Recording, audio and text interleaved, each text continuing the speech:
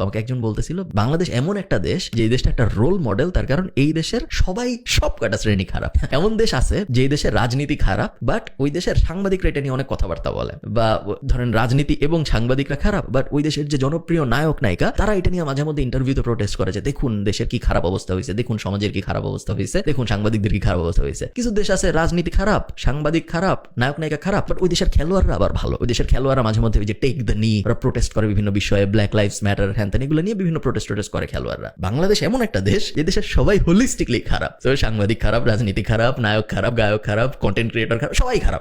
হোলিস্টিকলি আমরা সবাই খারাপ, সবাই একসাথে অংশ। যেই দেশের এরকম ভয়ঙ্কর অবস্থা, সেই দেশের কোনো ভবিষ্যৎ কিন্তু খুব বেশি আসলে দেখা যায় এরকম না। এবং আপনি যদি কাছের থেকে দেখেন, আমাদের যেহেতু ধরেন আমি এই যে ভিডিও বানাই, ভিডিও আমার মেইনলি দেখা হইলো 25 থেকে 34 বছর বয়সী মানুষ, প্যাসিভ জার্নাল আছে যেখানে 22,000-এর মতো মানুষ আছে। আমি খুব কাছের থেকে তরুণ সমাজ দেখি এবং কাছের থেকে দেখে আমি প্রত্যেক দিন এই রিয়েলাইজেশন আরেকবার